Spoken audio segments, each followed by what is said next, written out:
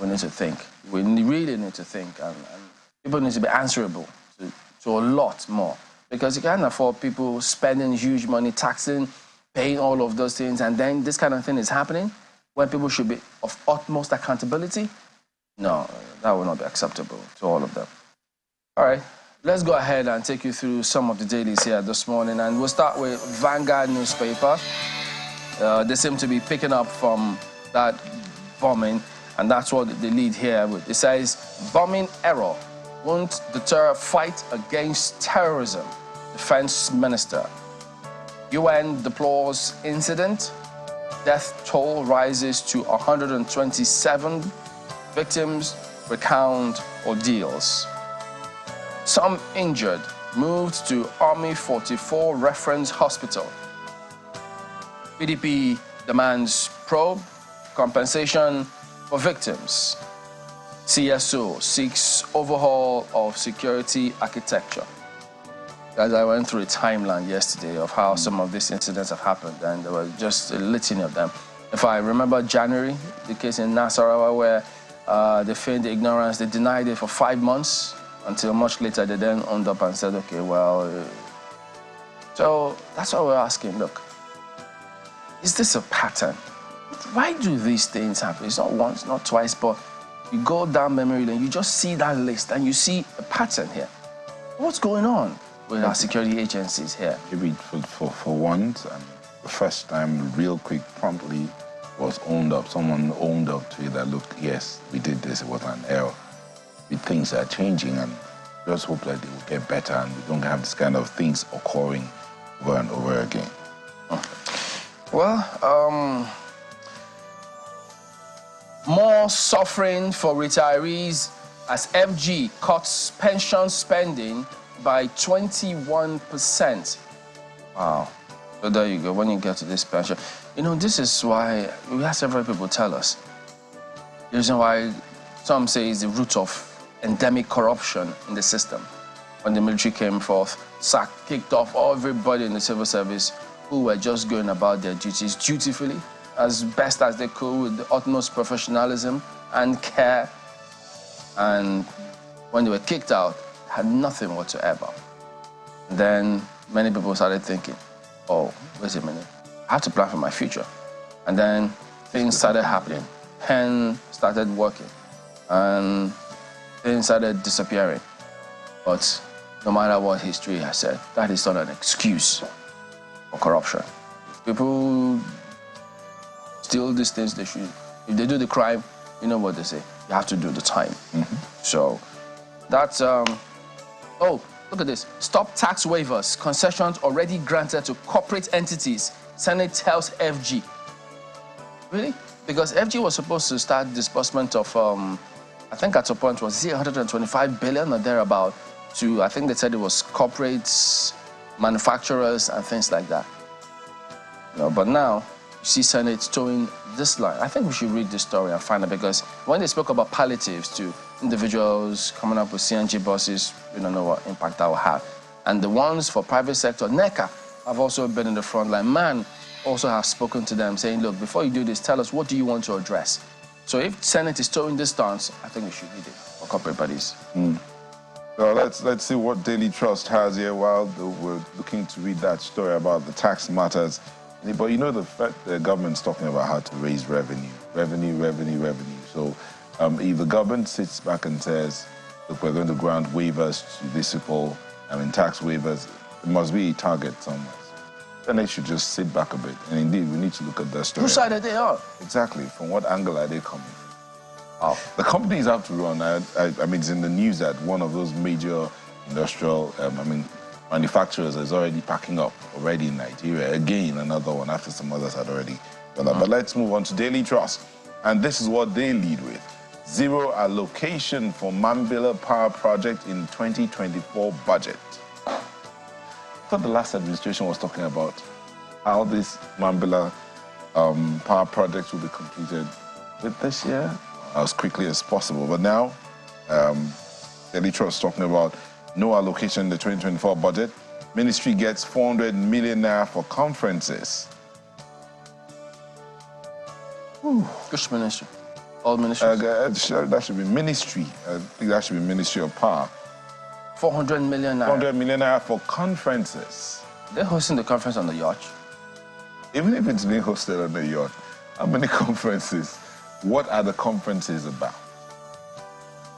That's all. Senators vow to query minister. Its plot to emasculate our region, Northern Elders Forum, says federal government not ready to address energy crisis.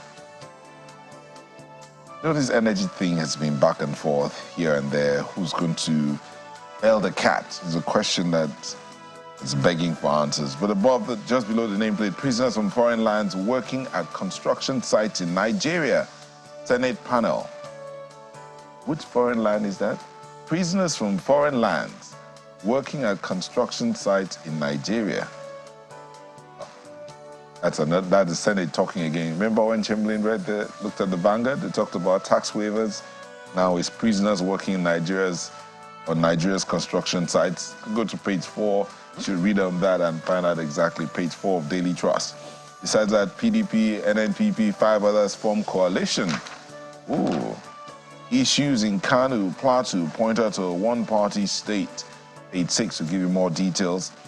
And just come right down back here. Kaduna Village Massacre. Protesters besiege National Assembly, Zaria.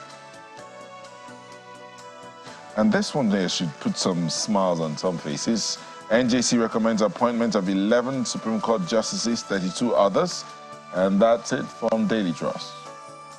And the Nigerian Tribune is what I'm looking at for you next this morning. And, of course, it follows up on the Kaduna drone aero bombing. And this is how it's rendered. Kaduna drone strike. Protesters storm NAS. PDP wants independent probe. Yes, that's resounding in the last 3 days. There are just 2 riders. Review rules of engagement. United Nations tells military. Indeed, it's getting the attention of the international community. And that's instructive. Many still missing as death toll rises to 117. Well, there are more details on the inside pages. Page 16, to be precise, is where you find details. And there's this one right under the big story. Takes us back to where we started our conversation this morning. Court of Appeal relocates Kogi Governorship Election Petitions Tribunal to Abuja. Well, there's more to tell from there.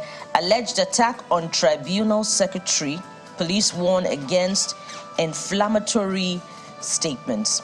Now, when they relocate to Abuja, what will they work with? As Chamberlain asked earlier on, do they have additional copies of, well, extra copies of the petition documents that have been stolen? Or do they have them stored in the cloud? In the cloud. You know, I find that story. One other thing that I wanted to mention earlier that I forgot to mention was Kogi wasn't a flashpoint like the river states, you know, and maybe Lagos hitherto. Hearing this about in Kogi, a departure of what we knew elections in Kogi to be like. Exactly. It wasn't particularly. Wasn't wasn't this serious and all. So and neighboring Kwara State, we hardly even hear a wimp. So and beneath that, we still have this level of desperation. Well, let's take a look at some other stories. This is a follow-up on, you know, the initial review on tax waivers, the stopping of tax waivers. Listen to this one. Stop tax waivers, offer rebates. Senate committee asks federal government. And beneath that, you hear Finance Minister admits 3 trillion naira loss in 2023. So beneath all of that optimism by government officials about us surpassing our revenue target, even as at September, there's a 3 trillion naira loss that wasn't captured in all of that commentary. You know, so what's government doing to plug the loopholes? Well, they have to go and explain. After all, you know, the National Assembly has already summoned like 2 of them. Also listening to Mr. Kabweze yesterday, yeah. It was also very telling. You know, how we take all of those things on board, will be significant. Will be significant, particularly about budget performance for 2024, which will be, an additional test on the administrative prowess of officials of this administration. And speaking of tax waivers, offer of rebates, and the Senate's call on the federal government, well, it says a lot, about this, despite the fact that, tax waivers were inherent. Companies are divesting, and we can see, the impact of their divestment. Their products are increasingly becoming absent on the shelves in our stores. Let's leave it there for the Nigerian Tribune. The Guardian newspaper has a concerning story as its lead this morning, and it's about the police. Dilapidated police barracks. 22,000 officers await relocation claims 7 months after quit notice. It is very, very disturbing. And look at the breakdown right there. Ministry of Police Affairs 2024 budget, 938.73 billion naira. That's the budget for the police. And some of the 2024 breakdown. Budget. Yes, and some of the breakdown are right there on the front page. So if we do not prioritize the welfare of our officers and men, how will they prioritize, the primary function of preventing crime? The question is how much, this is quite, a sum. The question is how much of this sum would go into infrastructure development for police, where, in terms of accommodation and the rehabilitation of our police stations, which need to wear a new look as far as yesterday? Well, that, is significant. The capital projects are budgeted for, ongoing assessment of police barracks are budgeted for, construction of, provision of stations and all are budgeted for. I'm very, very concerned about the infrastructure of the human beings. The welfare of those people. That is what this story is about. 22,000 officers are awaiting relocation claims 7 months after quit notice. That's the Guardian newspaper this morning. Did you say assessment of police barracks for... Well, that's the breakdown of the budget from what I read there. They're going to spend they're going to spend 100 million for what? To assess the police barracks across the country. Then they'll spend construction, provision of station barracks, 5.77 billion. Rehabilitation and repair of stations and barracks, 1 billion. Oh boy. Okay. Look at Business Day. You think what I'm thinking too, so we're all thinking the same thing. No, but Chimney, we have to take care of our security agents. agents, so they'll take care of us. To assess We the have place. to ensure they're okay. So Okay, well, I think we'll need to ask more questions. What does assessment mean? Is it the usual English assessment, or there's more to... Look at Business Day. P&G Nigeria exit ends 5,000 jobs. Yeah. Last time it was Glaxo. Now it's P&G. And you still think the Senate's okay telling government not to go on with the tax waivers to encourage the manufacturing industry to continue? Look, there's just a lot going on, and sometimes you just wonder if there's one proper coordination, or there's coordination, but what level of coordination is going on, at that level up there? Do they get feedback of what's going on? Do they have an idea of, okay, what are companies doing? Is there any other one that might likely exit? Why are they exiting? I thought they spoke heavily about, making sure we do business easily, as it were, and then all those good rankings here and there. But in spite of all, that's why I keep telling them, this is the reality check. All of those other stuff, did they miss this? Do we have proper checks?